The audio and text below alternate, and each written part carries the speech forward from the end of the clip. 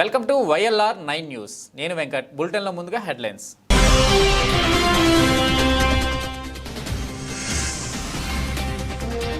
ఎల్లారెడ్డి ప్రభుత్వ ఐటీ కళాశాలలకు ఏటీసీల జాబితాలో దక్కని చోటు. సాంకేతిక విద్యకు దూరం కానున్న విద్యార్థులు ఆందోళన వ్యక్తం చేస్తున్న విద్యార్థి సంఘాలు.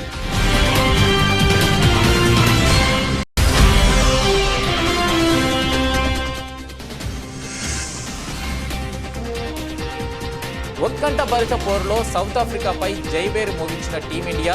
అంబురాన్ నటిన సంబరాలు.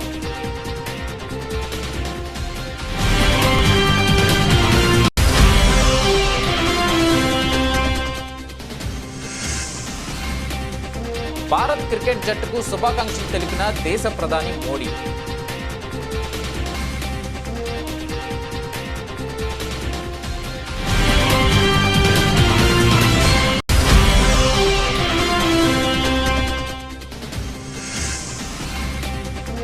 శ్రీనివాస్ భౌతిక కాయానికి నివాళులు అర్పించిన ముఖ్యమంత్రి రేవంత్ రెడ్డి.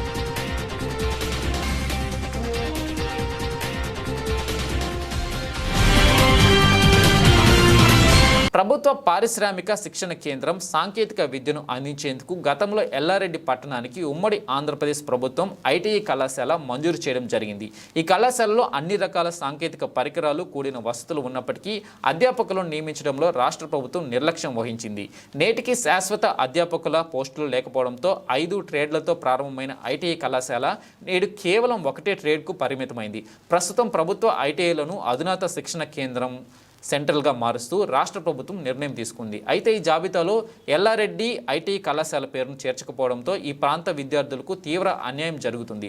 ఈ ప్రాంత విద్యార్థుల భవిష్యత్తు దృష్టిలో ఉంచుకుని ఈ ఐటీఐ కళాశాలను ఏటీసీ సెంటర్గా మార్చాలని విద్యార్థులు వేడుకుంటున్నారు.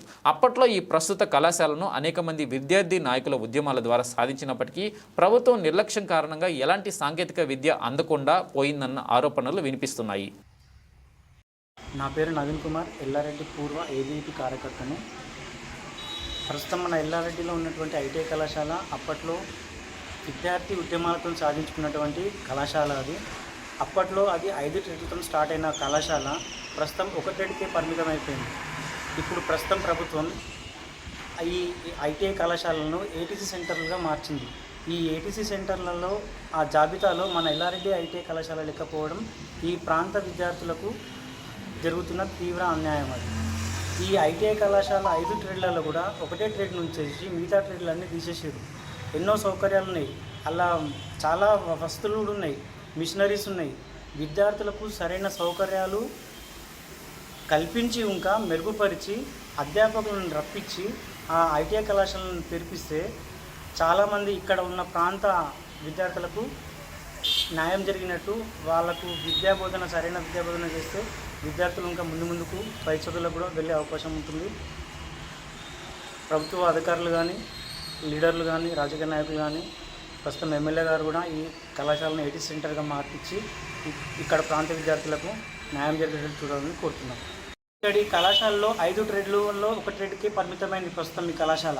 ఈ 1 ట్రేడ్ని కూడా తీసేసి ఈ కళాశాలను ఇక్కడ నుంచి తరలించాలని ప్రయత్నం చేస్తున్నారు. ఈ తరలించే ప్రయత్నం మానుకొని ఈ ఐటీఐ కళాశాలను పూర్వవైభవం పూర్తి సౌకర్యాలతో మెరుగుపరిచి దీన్ని అభివృద్ధి చేయాల్సిందిగా కోరుతున్నాం. లేని పక్షంలో విద్యార్థి సంఘాలు అన్ని యూనియన్లు ఒకటి ఇంతకుముందు ఏ విధంగా పోరాడినామో అంతగా పోరాడి దాన్ని సాధించుకుంటామని తెలియజేస్తున్నాం. మంచిర్యాల విద్యాసాగర్, ఎల్లారెడ్డి ప్రభుత్వ ఐటీఐ కళాశాలను ఆధునీకరించి ఈరోజు ఏటీసీలుగా తీర్చిదిద్దడం చాలా సంతోషకరమైన వార్త. కానీ అందులో మా ఎల్లారెడ్డి ప్రభుత్వ ఐటీఐ కళాశాల పేరు లేదు అని చెప్పి తెలియజేయడం జరిగింది. అది చాలా బాధపడుతూ ఉన్నాము. 2004లో అప్పటి ప్రభుత్వము వెనుకబడ్డ ఎల్లారెడ్డి ప్రాంతానికి ఇక్కడ ఉన్న విద్యార్థుల సౌకర్యార్థము సాంకేతిక విద్యను అందించాలనే ఒక సదుద్దేశంతో రాజశేఖర రెడ్డి గారు ప్రభుత్వ ఐటీఐ కళాశాలను ఎల్లారెడ్డికి మంజూరు చేయడం జరిగింది. కానీ కొన్ని కారణాల వల్ల ఎల్లారెడ్డి ఐటీఐ కళాశాలను నిజామాబాద్ మహిళా ఐటీఐ కళాశాలలో కొనసాగించడం జరిగింది దాదాపు 4 నుండి 5 సంవత్సరాలు. తదనంతరం ఇక్కడ విద్యార్థులు ఉద్యమాలు చేయడం వల్ల ఎల్లారెడ్డికి మళ్ళీ ప్రభుత్వ ఐటీఐ కళాశాలను తరలించినప్పటికీ అందులో శాశ్వత అధ్యాపకులు లేకపోవడం వల్ల 5 ట్రేడ్లతో స్టార్ట్ అయినటువంటి ప్రభుత్వ ఐటీఐ కళాశాల ఈరోజు ఒకటే ఒక ట్రేడ్తో నడుస్తూ ఉన్నది. తదనంతరం ఎల్ఆర్డీకి వచ్చిన తర్వాత అన్ని రకాల పరికరాలు తీసుకొచ్చి ఇక్కడ శాశ్వత భవనం లేనప్పటికీ కిరాయి భవనంలోనే అన్ని రకాల పరికరాలు ఉన్నప్పటికీ ఈరోజు ఏటీసీలుగా మారుస్తున్న లిస్టులో ఎల్లారెడ్డిలో శాశ్వత అధ్యాపకులు లేరు అనే ఒకే ఒక్క కారణంతో ఈరోజు ఎల్లారెడ్డిని ఏటీసీగా మార్చలేకపోతున్నారని తెలిసిన విషయం చాలా బాధ. కాకపోతే ఇటు విషయాన్ని మా గౌరవ ఎమ్మెల్యే మదనన్న గారి దగ్గరికి దృష్టికి తీసుకెళ్తాము. ఖచ్చితంగా ఎల్లారెడ్డి ప్రభుత్వ ఐటీఐ కళాశాలను మళ్ళీ ఏటీసీలుగా మార్చే జాబితాలో అన్నగారి సహకారంతో ఎమ్మెల్యే గారి సహకారంతో మళ్ళీ ఖచ్చితంగా అప్గ్రేడ్ చేసే విధంగా మేము అన్నగారి దృష్టికి తీసుకెళ్తాం, ప్రభుత్వం దృష్టికి తీసుకెళ్తాం. దాన్ని ఆధునీకరించే ఏటీసీలుగా మార్చే ప్రయత్నంలో మేము ముందుంటామని తెలియజేస్తా ఉన్నాం. ఆహా, ఏం అద్భుతం చేశారు టీమిండియా ఆటగాళ్లు. ఓటమి అంచున ఉన్న క్రికెట్ జట్టును విజయ తీరాలకు చేర్చారు. నిరాశ నిస్పృహలతో కళ్ళెదుటే కప్పు చేజారిపోతుందని సగటు క్రికెట్ అభిమాని కళ్ళు చెమ్మగిల్లి గుండె బరువెక్కి దుఃఖం తన్నుకు వస్తున్న తరుణం. టీవీల ముందు కూర్చుని మ్యాచ్ చూస్తున్న ప్రతి భారత అభిమాని పరాభవానికి సిద్ధమైన వేళ. రోహిత్ సేన అద్భుతమే సృష్టించింది. ఉత్కంఠ భరితంగా సాగిన టీ20 వరల్డ్ కప్ మ్యాచ్లో సౌత్ ఆఫ్రికాపై 7 పరుగుల తేడాతో విజయం దుందుబి మోగించింది.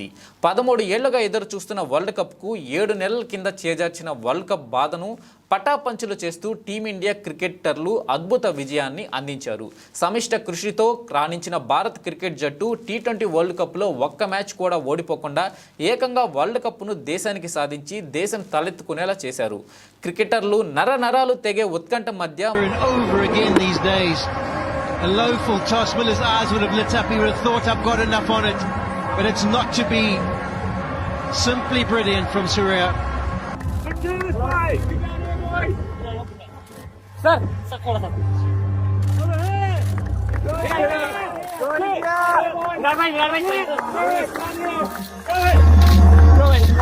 అద్భుతమైన తమ ఆట తీరుతో భారత్ క్రికెట్ జట్టు దేశానికి టీ20 ప్రపంచ కప్ అందించడం అద్భుతమని వారి ఆట తీరును అభినందిస్తూ దేశ ప్రధాని నరేంద్ర మోడీ వీడియో సందేశాన్ని పంపించారు.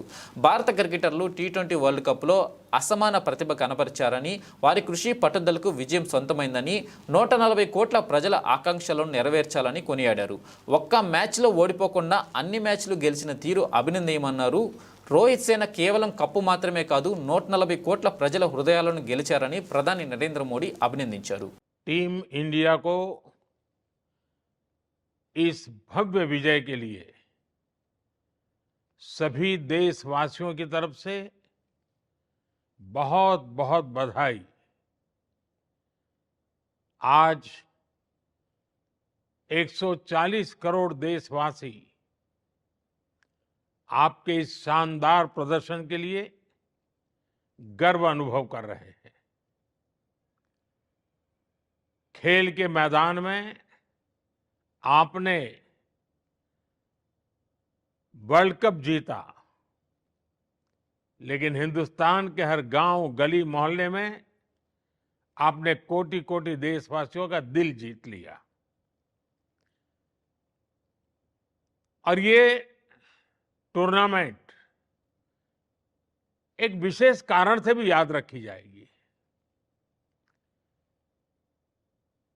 इतने सारे देश, इतनी सारी टीमें और एक भी मैच हारना नहीं, ये छोटी उपलब्धि नहीं है। आपने क्रिकेट जगत के हर महारथी, उनके हर बॉल को खेला और आपने शानदार विजय प्राप्त करते रहे। एक के बाद एक विजय की इस परंपरा ने आपके हौसले को तो बुलंद कर दिया, लेकिन इस पूरी टूर्नामेंट को भी रसप्रद बना दिया, रोचक बना दिया। आपने शानदार विजय प्राप्त की है। मेरी तरफ से मैं आपको बहुत बहुत बधाई देता हूं, बहुत बहुत शुभकामनाएं देता हूं। जाएगी। इतने सारे देश, इतनी सारी टीमें और एक भी मैच हारना नहीं, ये छोटी उपलब्धि नहीं है। आपने क्रिकेट जगत के हर महारथी उनके हर बॉल को खेला और आपने शानदार विजय प्राप्त करते रहे। एक के बाद एक विजय की इस परंपरा ने आपके हौसले को तो बुलंद कर दिया, लेकिन इस पूरी टूर्नामेंट को भी रसप्रद बना दिया, रोचक बना दिया। आपने शानदार विजय प्राप्त की है। मेरी तरफ से मैं आपको बहुत बहुत बधाई देता हूं, बहुत बहुत शुभकामनाएं देता हूं। టీమిండియా క్రికెట్ జట్టు captain hit man Rohit Sharma అంతర్జాతీయ టీ20లకు రిటైర్మెంట్ ప్రకటించారు. వెస్టిండీస్ వేదికగా సౌత్ ఆఫ్రికాతో జరిగిన T20 world cup final match గెలుపొందిన అనంతరం ఆయన మాట్లాడుతూ తాను టీ20 నుంచి తప్పుకుంటున్నట్లు ఇదే తన చివరి మ్యాచ్ అని అన్నారు. సరైన సమయంలోనే ఈ నిర్ణయం తీసుకున్నానని, తన రిటైర్మెంట్కు ఇదే సరైన సమయం అని అన్నారు. అయితే టెస్ట్ మ్యాచ్లు, వన్డే మ్యాచ్లు ఆడుతానని రోహిత్ తెలిపారు.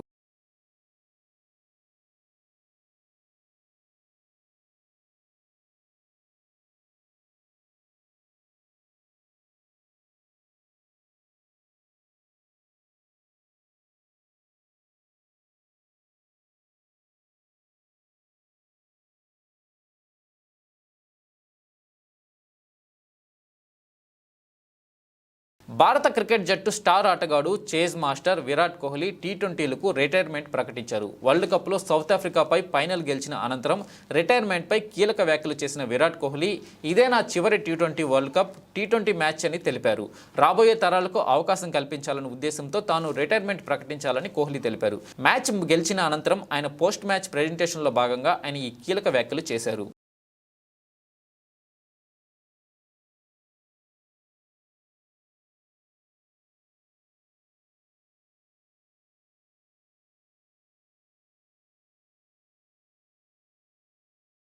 ఉమ్మడి ఆంధ్రప్రదేశ్ మాజీ పీసీసీ అధ్యక్షులు, మాజీ మంత్రి ధర్మపురి శ్రీనివాస్ భౌతిక కాయానికి ఆదివారం సీఎం రేవంత్ రెడ్డి ఘన నివాళులు అర్పించారు. హైదరాబాద్ నుంచి నిజామాబాద్కు వచ్చిన సీఎం రేవంత్ రెడ్డి డి శ్రీనివాస్ భౌతిక గాయానికి నివాళులు అర్పించి వారి కుటుంబ సభ్యులకు ప్రగాఢ సానుభూతిని తెలిపారు. ఈ సందర్భంగా సీఎం మాట్లాడుతూ పీసీసీ అధ్యక్షుడిగా 2004లో కాంగ్రెస్ అధికారంలోకి రావడానికి డిఎస్ ఎంతో కృషి చేశారని అన్నారు. 2009లోనూ డిఎస్ సారథ్యంలో కాంగ్రెస్ మళ్లీ అధికారంలోకి వచ్చిందని గుర్తు చేశారు. విద్యార్థి నాయకుడి స్థాయి నుంచి అంచెలంచెలుగా ఎదిగిన వ్యక్తి అని కొనియాడారు. కొంతకాలం పార్టీకి దూరమైన పార్లమెంట్లో డిఎస్ను సోనియా గాంధీ ఆప్యాయంగా పలకరించేవారని అన్నారు. పదవులపై తనకు ఎప్పుడు ఆశ లేదని డిఎస్ అనేవారని, చనిపోయినప్పుడు తనపై కాంగ్రెస్ జెండా కప్పాలని డిఎస్ కోరికను తెలిపారు. అందుకే ముఖ్య నాయకులను పంపి వారి కోరిక తీర్చామని చెప్పారు.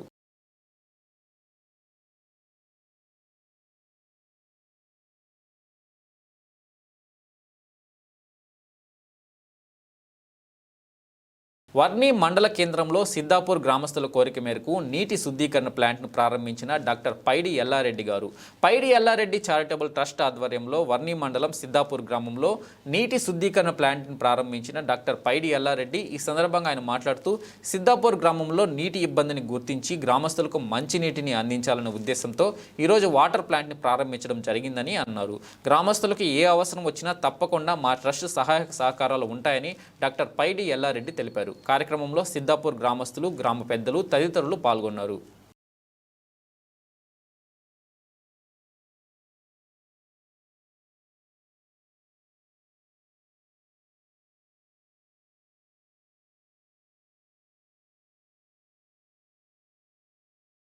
శ్యామ్ ప్రసాద్ ముఖర్జీ జయంతి ఉత్సవాల్లో భాగంగా మొక్కలు నాటిన బీజేపీ రాష్ట్ర నాయకులు పైడి ఎల్లారెడ్డి. ఈ సందర్భంగా బీజేపీ రాష్ట్ర నాయకులు పైడి ఎల్లారెడ్డి మాట్లాడుతూ ఈ నెల 5వ తేదీన ప్రపంచ పర్యావరణ దినోత్సవం సందర్భంగా ప్రధానమంత్రి శ్రీ నరేంద్ర మోడీ ఏక్ పేడ్ మాకే నామ్ ప్రచార ఉద్యమాన్ని ప్రారంభించారని, ప్రధాని నరేంద్ర మోడీ ఢిల్లీలోని బుద్ధ జయంతి పార్కులో ఒక రావి మొక్కను నాటారని, అదేవిధంగా శ్యామ్ ప్రసాద్ ముఖర్జీ జయంతి ఉత్సవాల్లో భాగంగా ఏక్ పెడ్ మాకా నామ్ అమ్మ పేరిట ఒక మొక్క కార్యక్రమం పేరిట దేశవ్యాప్తంగా ప్రతి బీజేపీ కార్యకర్త ఒక మొక్క నాటాలని పార్టీ సూచించిందని అన్నారు. తెలంగాణ రాష్ట్రంలో ఉన్న దాదాపు 35,000 బూత్లలో ఒక్కో బూత్కి 10 మొక్కలు చొప్పున 3,50,000 మొక్కలు వివిధ మోర్చాలు, మండల, జిల్లా నాయకులు కలిపి మొత్తం 5 లక్షల మొక్కలు నాటాలని లక్ష్యం పెట్టుకున్నామని అన్నారు.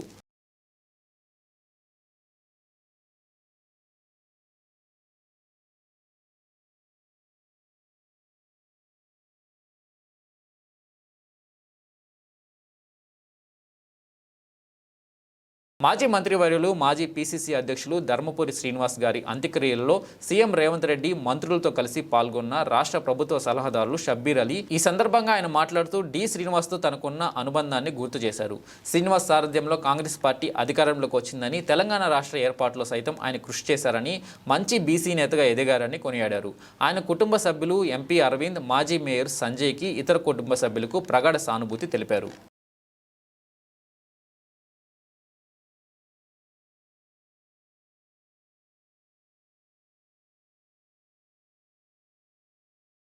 బులెటిన్ ముగించే ముందు హెడ్లైన్స్ మరోసారి.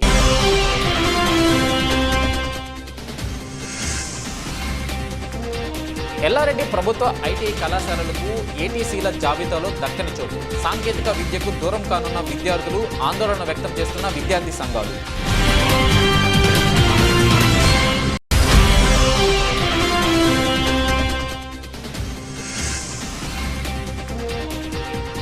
ఉత్కంఠ భరిత పోరులో సౌత్ ఆఫ్రికాపై జైవేర్ మోగించిన టీమిండియా, అమురాన్ అంటిన సంబరాలు.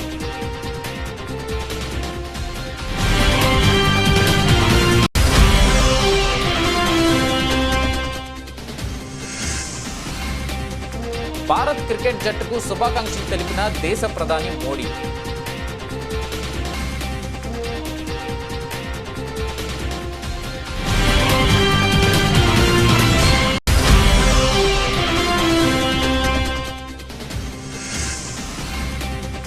టి శ్రీనివాస్ భౌతిక కాయానికి నివాళులు అర్పించిన ముఖ్యమంత్రి రేవంత్ రెడ్డి.